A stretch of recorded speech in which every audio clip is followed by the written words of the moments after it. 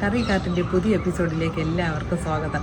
ഇന്ന് ഞാനൊരു രസമാണ് തയ്യാറാക്കുന്നത്, കൊഞ്ച് രസം എങ്ങനെയാണ് തയ്യാറാക്കുന്നതെന്ന് നോക്കാം. ഒരു 15 ചെറിയ ഉള്ളി എടുത്തിട്ടുണ്ട്. ഇതെല്ലാം കൂടി ഒന്ന് ചതച്ചെടുക്കണം. 5 അല്ലി വെളുത്തുള്ളി, 1/2 ടീസ്പൂൺ ജീരകം, 1 ടീസ്പൂൺ കുരുമുളക്, ഇതെല്ലാം കൂടി ഒന്ന് നന്നായിട്ട് ചതച്ചെടുക്കാം.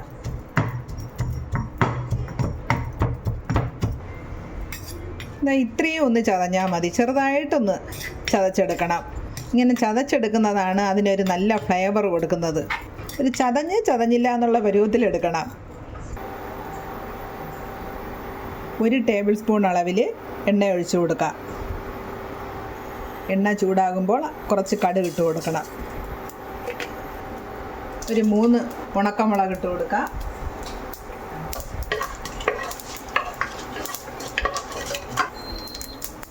ഈ ചതച്ച് വെച്ച മസാല എല്ലാം കൂടെ ഇതിനകത്തിട്ട് വഴറ്റി ഒന്നുകൂടെ നന്നായിട്ട് വഴറ്റി എടുക്കണം.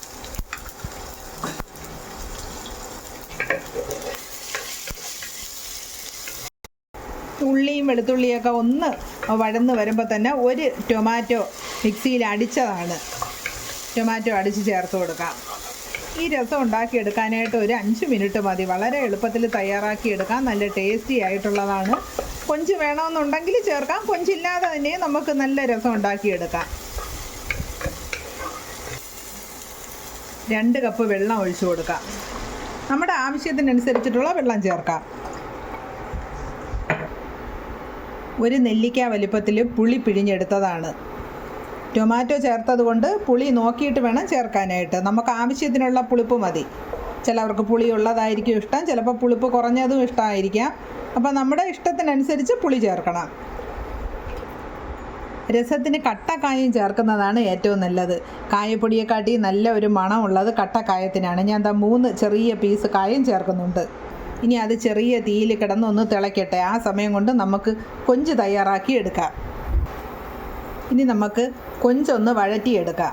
കൊഞ്ച് വഴറ്റിയെടുത്തും ചേർക്കാം, വഴറ്റാതെയും ചേർക്കാം. വഴറ്റിയെടുത്തിട്ട് രസത്തിൽ കൂടെ ചേർക്കുന്നതാണ് കുറച്ചുകൂടെ ടേസ്റ്റ്. ഒരു 1 ടീസ്പൂൺ അളവിൽ എണ്ണ ചേർത്ത് കൊടുക്കാം.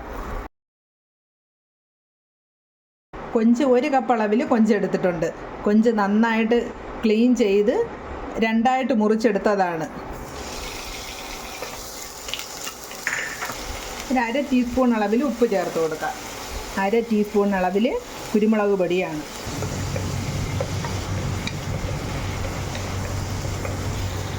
രസം തിളച്ച് തുടങ്ങിയിട്ടുണ്ട്. ഇനി ഉപ്പിട്ട് കൊടുക്കാം.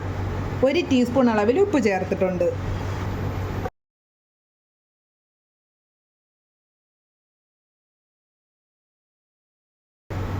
കറിവേപ്പില ഇട്ട് കൊടുക്കാം. രസത്തിന് എപ്പോഴും എരിവും പുളിയും കായും എല്ലാം മുന്നിട്ട് നിൽക്കുന്നതാണ് അതിൻ്റെ ഒരു ടേസ്റ്റ്. ഇനി കുക്ക് ചെയ്തെടുത്ത കൊഞ്ച് കൂടി ചേർത്ത് കൊടുക്കാം.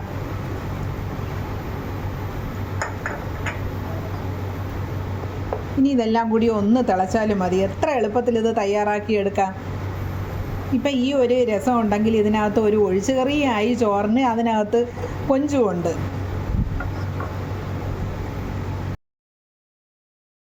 ലാസ്റ്റ് കുറച്ച് മല്ലിയില കൂടി തൂക്കി കൊടുക്കാം.